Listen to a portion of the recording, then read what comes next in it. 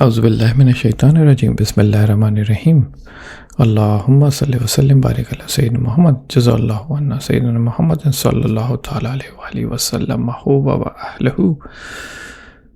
حضور صلی اللہ علیہ وسلم کا سفر ہجرت کا جو پلان تھا وہ کیسے عمل میں آیا، اس کے بارے میں جو سٹوری ہے وہ سمجھتے ہیں۔ جب حضور صلی اللہ علیہ وسلم کو اللہ تعالیٰ کی طرف سے ہجرت کا حکم مل گیا تو آپ صلی اللہ علیہ وسلم ٹھیک دوپہر کے وقت، جبکہ سب لوگ اپنے اپنے گھروں میں موسم گرما کی دھوپ اور لو سے پناہ لینے کے لیے پوشیدہ ہوتے ہیں اور راستے خالی تھے، تو حضرت ابو بکر صدیق کے رضی اللہ تعالیٰ عنہ کے مکان پر پہنچے۔ چونکہ خلاف معمول دوپہر کے وقت تشریف لے گئے تھے، اس لیے حضرت ابو بکر صدیق رضی اللہ عنہ کو فوراً شبہ ہوا کہ ضرور ہجرت کا حکم نازل ہو گیا ہے۔ آپ صلی اللہ علیہ وسلم نے اول یہ دریافت کی فرمایا کہ گھر میں کوئی غیر آدمی تو نہیں۔ تو جب ان کو اطمینان ہو گیا کہ حضرت ابو بکر صدیق اور ان کی دونوں بیٹیاں اسماء اور عائشہ ہی ہیں گھر میں اور ان کے سوا کوئی نہیں ہے، تو آپ صلی اللہ علیہ وسلم نے فرمایا کہ یثرب یعنی مدینہ کی طرف ہجرت کا حکم نازل ہو گیا ہے۔ ابو بکر صدیق رضی اللہ عنہ دریافت کیا کہ رفیق سفر کون ہوگا؟ آپ صلی اللہ علیہ وسلم نے فرمایا تم میرے رفیق ہوگے۔ یہ سن کر جوش مسرت سے ابو بکر صدیق رضی اللہ تعالی عنہ کے آنسو ٹپ ٹپ گرنے لگے۔ انہوں نے فرمایا کہ یا رسول اللہ، میں نے 2 اونٹنیاں پہلے ہی خرید کر اور خوب کھلا پلا کر موٹی تازی کر رکھی ہیں، ان میں سے ایک آپ صلی اللہ علیہ وسلم کی نظر کرتا ہوں۔ آپ صلی اللہ علیہ وسلم نے فرمایا میں اس اونٹنی کو قیمت لوں گا۔ چنانچہ آپ صلی اللہ علیہ وسلم نے اس کی قیمت ادا فرمائی اور ابو بکر صدیق رضی اللہ تعالیٰ کو قیمت لینی پڑی۔ اسی وقت سے ہجرت کی تیاری شروع ہو گئی۔ اسماء رضی اللہ تعالیٰ نے ستو کے تھیلے اور کھانے وغیرہ کا سامان درست کر لیا۔ عائشہ رضی اللہ تعالیٰ بہت چھوٹی تھیں اس وقت۔ آپ صلی اللہ علیہ وسلم اسی وقت ابو بکر صدیق کو اطلاع دے کر اپنے مکان پر تشریف لے گئے اور آنے والی اسی رات میں مشرکوں کا ارادہ تھا کہ آپ صلی اللہ علیہ وسلم کو گزشتہ شب کی قرارداد کے موافق قتل کیا جائے۔ چنانچہ انہوں نے شام ہی سے آ کر آپ صلی اللہ علیہ وسلم کے مکان کا محاصرہ کر لیا تھا اور اس انتظار میں تھے کہ جب آپ رات کے وقت کی نماز پڑھنے کے ارادے سے باہر نکلیں گے تو آپ صلی اللہ علیہ وسلم پر یکلخت حملہ آور ہوں گے اور آپ کو قتل کر دیں گے۔ آپ صلی اللہ علیہ وسلم نے وحی الہی کے موافق حضرت علی رضی اللہ عنہ کو اپنے بستر سلا دیا اور اپنی چادر ان پر ڈال دی۔ امانتیں جو اہل مکہ کی آپ کے پاس تھیں وہ بھی علی رضی اللہ تعالیٰ کے سپرد کر کے سمجھا دیا کہ صبح اٹھ کر یہ امانتیں ان کے مالکوں کے پاس پہنچا دینا، اس کے بعد تم بھی مدینہ کی طرف آ جانا۔ اچھا جی، یہ سب کام کر کے رات کی تاریکی میں آپ صلی اللہ علیہ وسلم گھر سے نکلے۔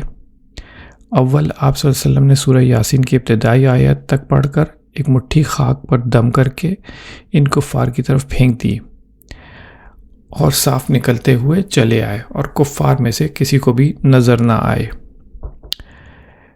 اور اس معاملے میں سورہ انفال کی آیت نمبر 30 ہے، جس میں ہے کہ اے محمد صلی اللہ علیہ وسلم، اس وقت کو یاد کرو جب کافر لوگ تمہارے بارے میں چال چل رہے تھے کہ تم کو قید کر دیں یا جان سے مار دیں یا وطن سے نکال دیں، تو ادھر تو وہ چال چل رہے تھے اور ادھر اللہ تعالیٰ چال چل رہا تھا اور اللہ سب سے بہتر چال چلنے والا ہے۔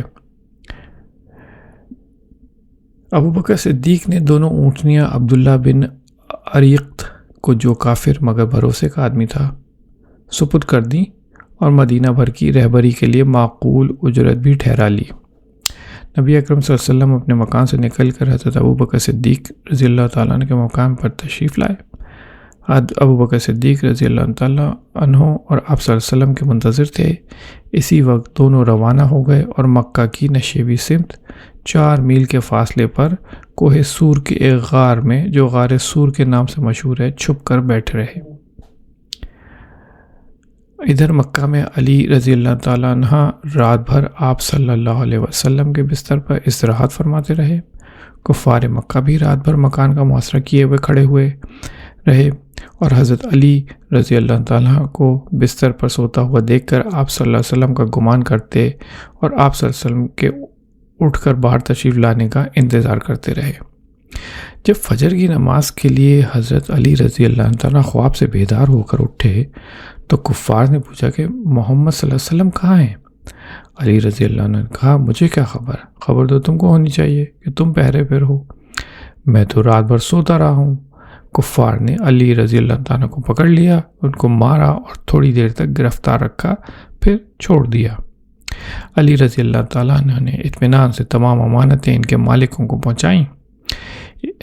اور اس جگہ یہ بات خاص طور پر توجہ کے قابل ہے کہ کفار آپ صلی اللہ علیہ وسلم کی جان کے درپے تو تھے، مگر دیانت اور امانت پر ان کو اس قدر اعتماد تھا آپ کی کہ اپنی قیمتی چیزیں آپ ہی کے پاس رکھواتے تھے امانت میں۔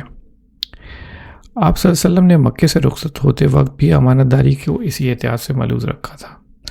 جب آپ اپنے چچا زاد بھائی کو جو بیٹے کی طرح آپ صلی اللہ علیہ وسلم ہی کے پاس رہے تھے، صرف اس لیے چھوڑ کر گئے تھے کہ امانتیں ان کے مالکوں تک باحتیاط تمام پہنچ جائیں۔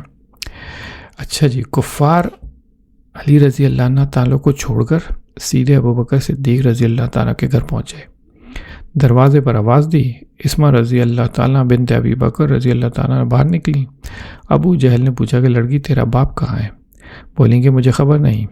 یہ سن کر اس نے اس زور سے تماچا مارا کہ آپ رضی اللہ تعالیٰ عنہ کی کان کی بالی نیچے گر گئی۔ اس کے بعد کفار تمام مکے اور اس کے اطراف میں آپ صلی اللہ علیہ وسلم کی تلاش اور جستجو میں دوڑے دوڑے پھرنے لگے، کہیں کوئی پتہ نہ چلا۔ بالآخر انہوں نے اعلان کیا کہ جو کوئی محمد صلی اللہ علیہ وسلم کو زندہ یا مردہ گرفتار کر کے لائے گا، اس کو 100 اونٹ انعام دیے جائیں گے۔ اس انعامی اشتہار کو سن کر بہت سے لوگ مکہ کے چاروں طرف دور دور تک نکل گئے۔ جزاکم اللہ خیر۔